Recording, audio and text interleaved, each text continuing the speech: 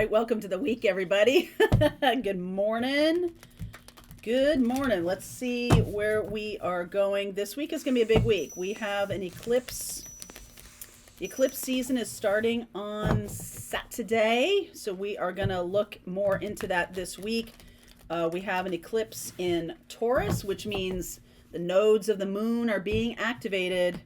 And we've been talking a lot about North Node on this channel for, I don't know, years. So I do a couple of classes on North Node if you're interested. This is North Node and Taurus energy, and it is impacting all of us. So I'll be talking about that. What else is going on? Oh, Pluto's going into retrograde. So we've got a big week on tap here. Let's see what's going on this morning. For you, cleansing waters. This keeps coming up. Purification activates a vibrant life force. Wise leader, you are a beacon for others. And narrow pathway, tread thoughtfully.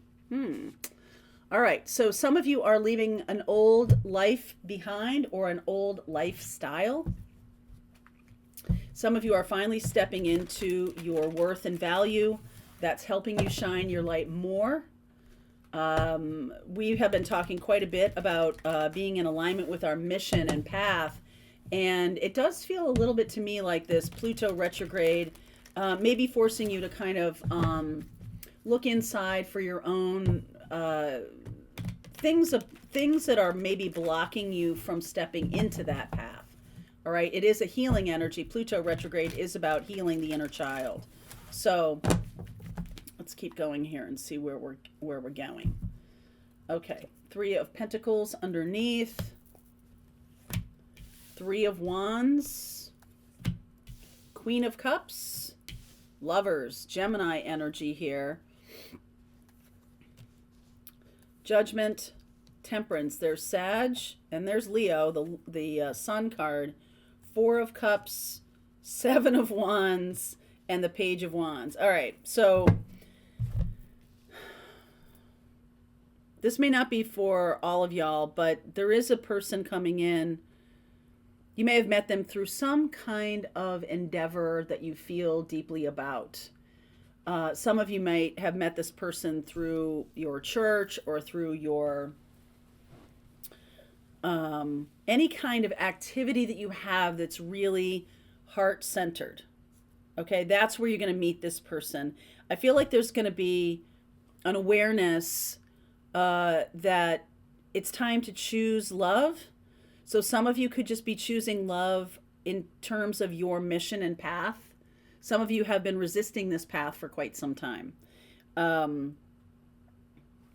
So it is all about expectations. Three of Pentacles underneath is all about working together as a community. It is a situation that is bringing us all together.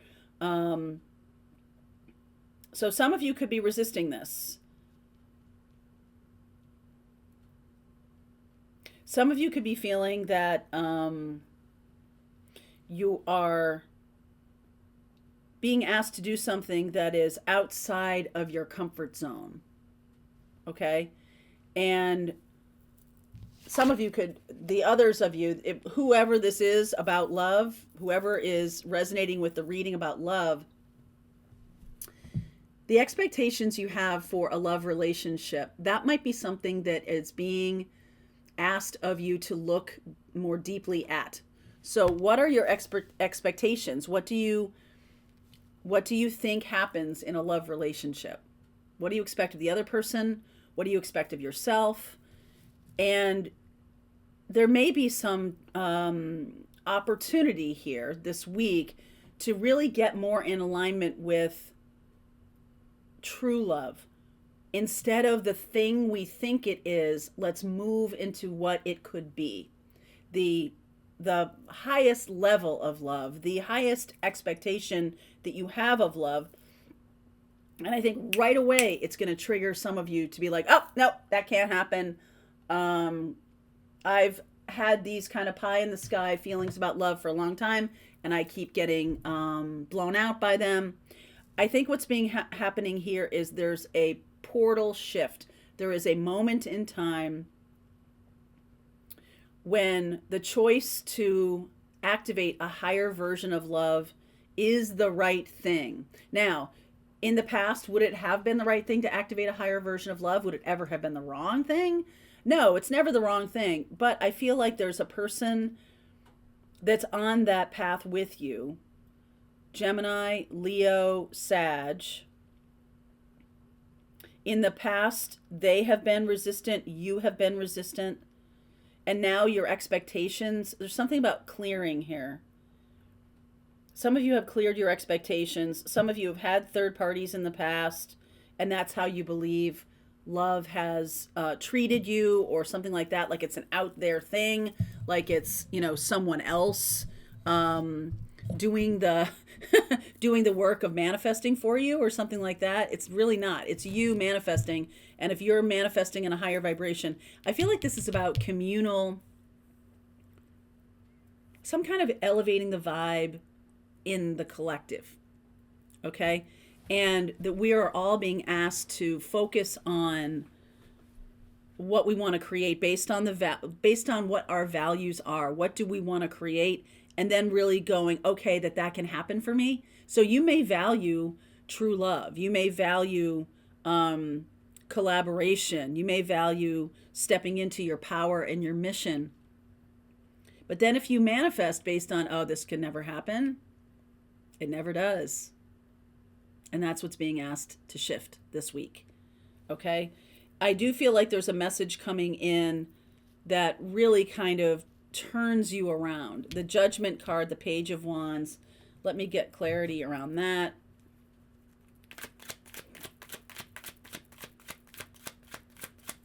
Realizing how important boundaries are. Okay, I just heard that. So, Nine of Pentacles, Devil energy. Yep. Hierophant.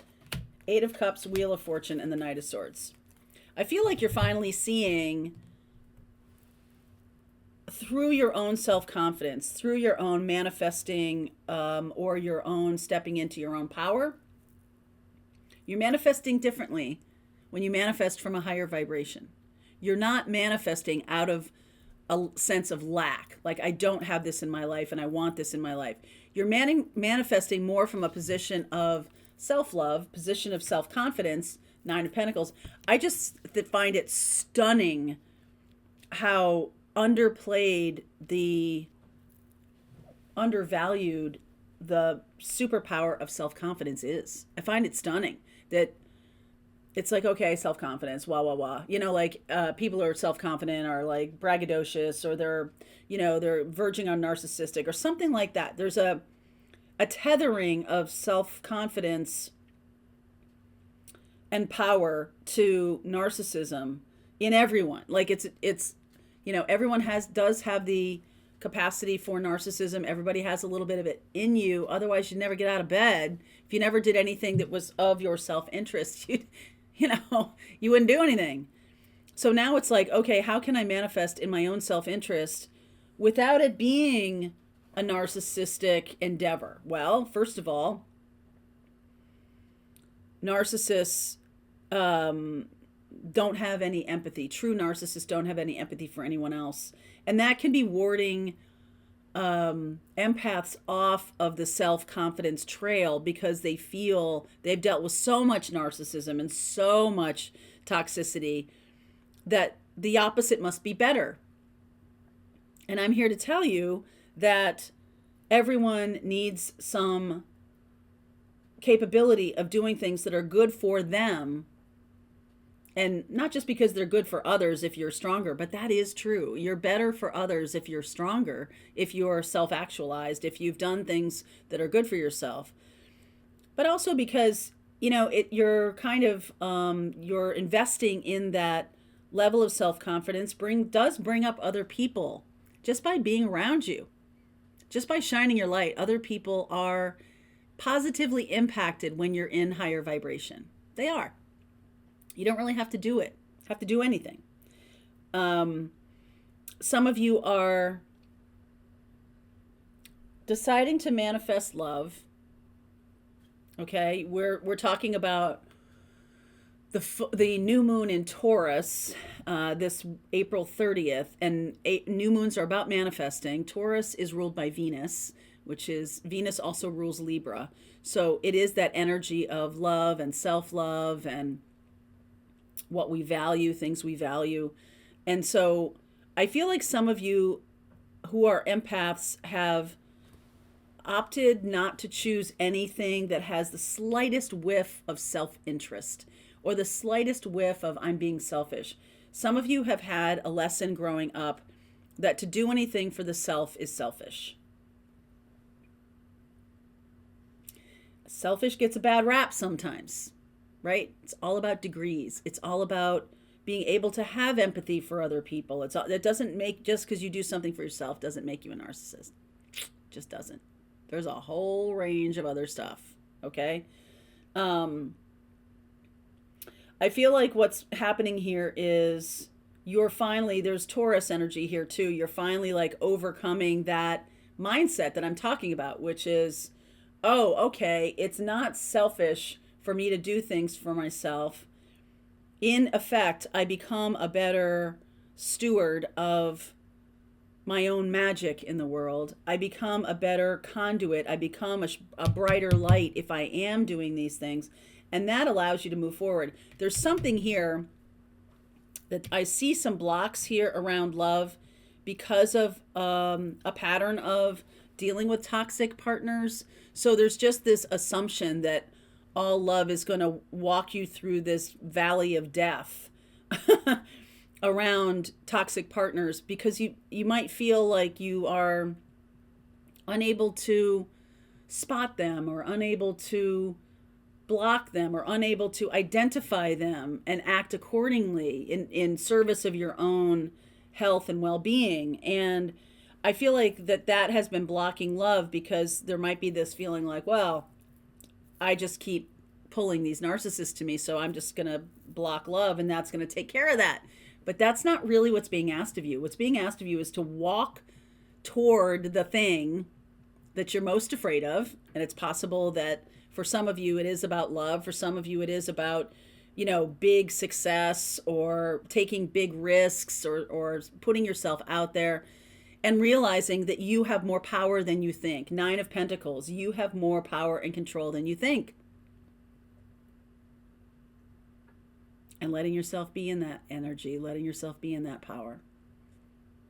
Some of you may have people around you who pull away when you're strong. They only like you when you're weak.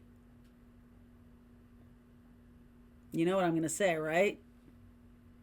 They're preying on you. They're taking from you. If people are only enjoying you when you're weak, that's not what we're talking about here. So you might transform your whole friend arena, your friend universe. You might move away from situations that are out of balance. This is about creating balance. And then that creates the opportunity for the high vibration partner work to come in. It's your choice. This is your choice, lover's energy here. So having the expectation of a loving relationship, and that's the thing you're creating, like focusing on the result that you want to create, that doesn't mean that there won't be anybody else showing up. It just means now you need to learn to be more discerning. I don't see the Queen of Swords here, but I feel like the Knight of Swords is here. But this is real Queen of Swords energy when I get to be more discerning about things. I don't think I'm being the victim of my astrology or the victim of anything. I'm being given opportunities. It's not like the universe is going, here, this is, just because something shows up in your life doesn't mean you have to embrace it. Sometimes making the choice not to is the right answer. I don't know that counts as a test or anything like that, but I do feel like this energy of 9 of Pentacles is really loud. The reading I did last night about For Whoever was all about self-confidence.